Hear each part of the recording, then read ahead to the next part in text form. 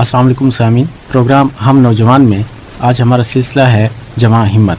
ہمارے ساتھ اسٹوڈیو میں تشریف فرما ہیں جناب حمزہ حسن شیخ۔ آپ افسانہ نگار، ناول نگار، شاعر اور بچوں کی کہانیوں کے لکھاری ہیں۔ آپ کی تصانیف کو نہ صرف قومی بلکہ بین الاقوامی سطح پر بھی پذیرائی ملی ہے۔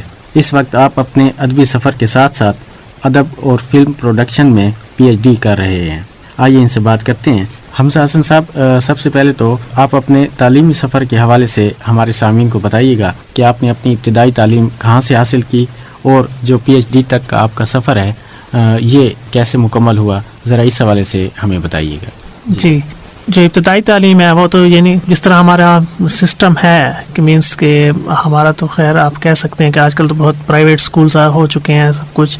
ہمارے وقت میں تو یہ تھے سرکاری اسکول زیادہ تھے، تو جو میری ابتدائی یہ مینس کہ آپ پرائمری اسکول کہہ سکتے ہیں، وہ میرے اپنے محلے کا اسکول تھا عباس نگر کا، وہاں سے میں نے ہفتم تک پڑھا۔ اس کے بعد پھر میں یونیورسٹی وینسم کالج سے میٹرک کیا اور پھر ایف ایس سی اور بی ایس سی کی تعلیم میں نے گورنمنٹ ڈگری کالج نمبر 1 سے حاصل کی۔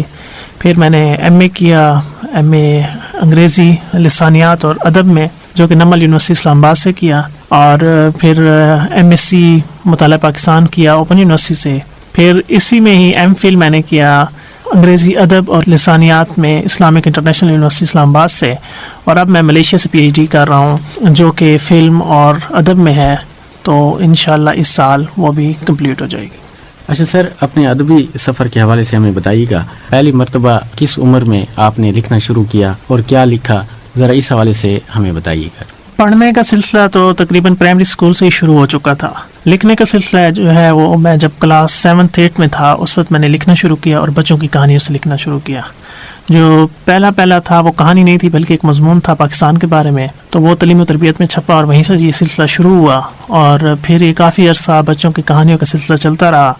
مینس کہ جب تک میری کالج لائف رہی اس میں یہ سلسلہ مسلسل چلتا رہا۔ پاکستان کے جتنے بھی روزنامے تھے تو یہاں جو بھی مینس کے بچوں کے صفحات چھپتے تھے اس میں میری کہانیاں ضرور چھپتی تھی۔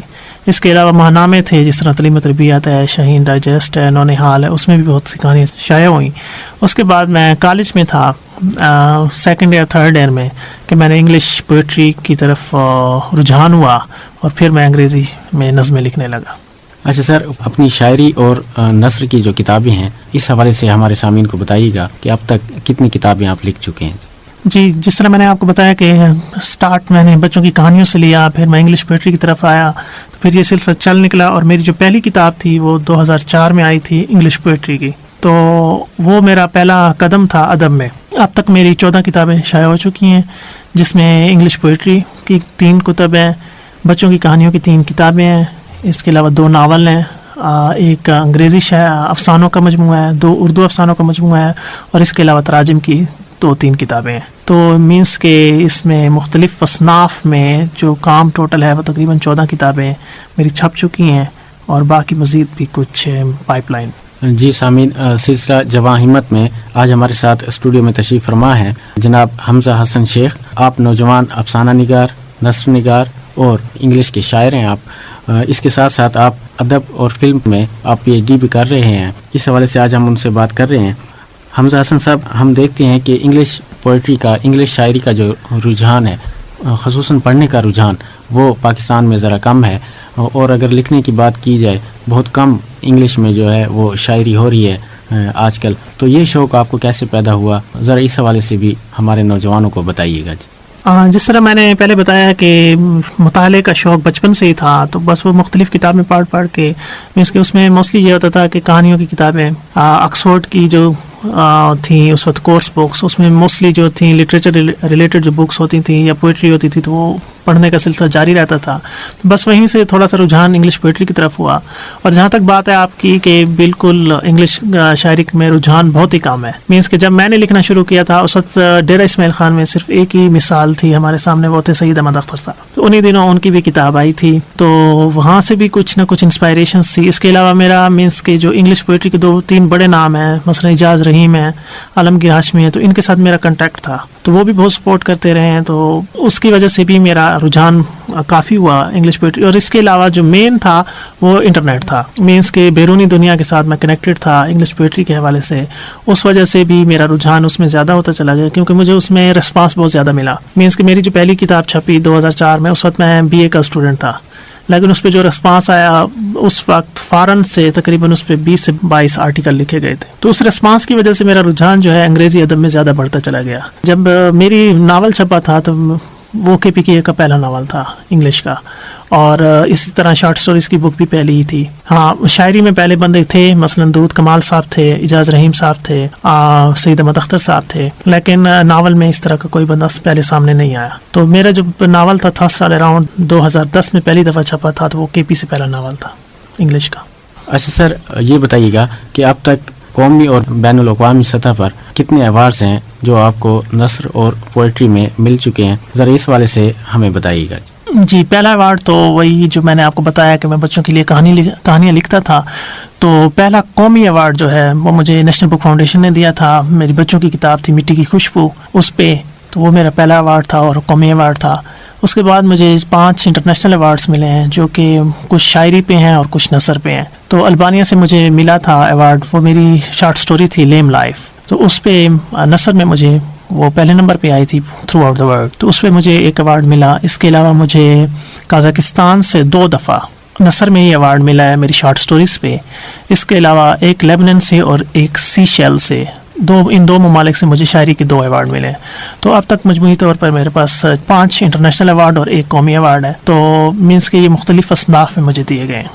اچھا حمزہ حسن شیخ صاحب, یہ بتائیے گا کہ ادب کے فروغ کے حوالے سے جو انٹرنیشنل اور جو نیشنل بکس ہوتی ہیں ان کا جو ترجمہ ہوتا ہے مقامی زبان میں اور پھر انگلش میں, یہ کتنا ضروری ہے, کیونکہ ہم دیکھتے ہیں کہ آپ نے سرائیکی اور اردو کتب کا انگلش میں ترجمہ کیا, اور جو بین الاقوامی سطح پر شائع کردہ انگلش کتب ہیں ان کا آپ نے اردو میں ترجمہ کیا, تو یہ کتنا ضروری ہے ادب کے فروغ میں, ذرا اس حوالے سے ہمارے نوجوانوں کو بتائیے گا.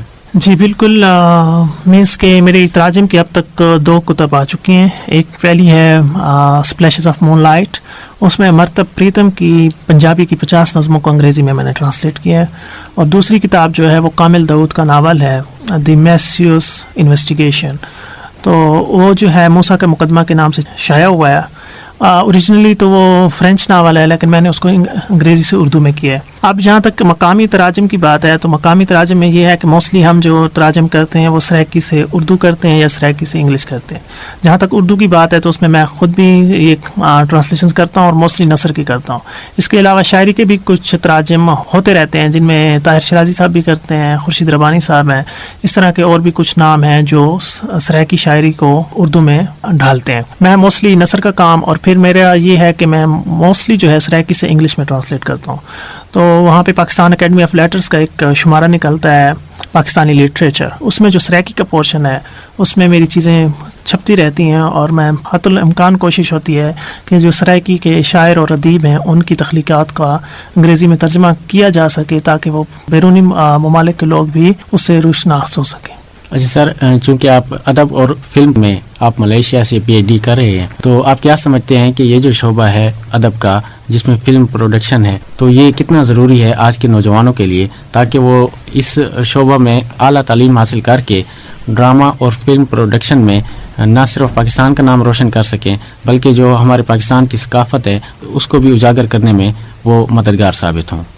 تھوڑی سی میں وضاحت کرنا چاہوں گا. میرا جو شعبہ ہے وہ فلم اور ادب ہے. مینس پروڈکشن سے تھوڑا سا ہم ہٹ کے ہیں, حالانکہ ہم نے کورسز کیے ہیں وہاں پہ ڈائریکشنس کے بھی, پروڈکشن کے بھی اور اسکرپٹ رائٹنگ کے بھی. ہمارا جو کام ریلیٹڈ ہے وہ زیادہ تر ریسرچ کے ساتھ ہے, یا مینس کہ میرا جو مین کام ہے وہ جو ناول بیسڈ فلمز ہیں ان پہ کام ہے, اور اس میں جو ہے میرا مینس کہ تحقیقی کام ہے. تو بالکل یہ بات آپ کی بھی صحیح ہے کہ اس طرف بہت کم لوگ ہیں, کیونکہ جہاں تک میری معلومات ہیں, جب میں نے ایڈمیشن لیا تھا تو اس وقت سینماٹوگرافی اینڈ فلم اسٹڈیز میں پہلا پاکستانی تھا ملیشیا سے, تو پہلے اس فیلڈ میں کوئی بندہ نہیں ہے.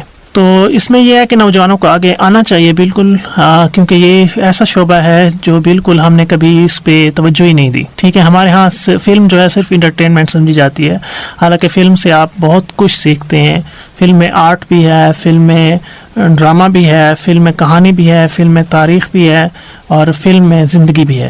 تو یہ ساری چیزیں آپ فلم سے اخذ کر سکتے ہیں. اور میرا جو موسٹلی تحقیقی کام ہے وہ آرٹ فلموں سے ریلیٹڈ ہے. مینس کہ وہ آرٹ فلمیں جو پارٹیشن آف انڈین سب کنٹیننٹ پہ بنائی گئی ہیں، تو ان میں جو لوگوں کے مسائل ہیں یا جو مسائل پارٹیشن کے بعد کریٹ ہوئے، تو ان پہ میرا زیادہ فوکس ہے. تو میرا کام جو ہے زیادہ تر وہ تحقیق کے ساتھ ریلیٹڈ ہے. اچھا حمزہ حسن صاحب، انگلش میں جو لکھی گئی آپ کی پوئمز ہیں، ذرا اس حوالے سے اگر آپ ہمیں سنانا چاہیں تو. جی بالکل. نظم کا عنوان ہے ہارٹ سٹی.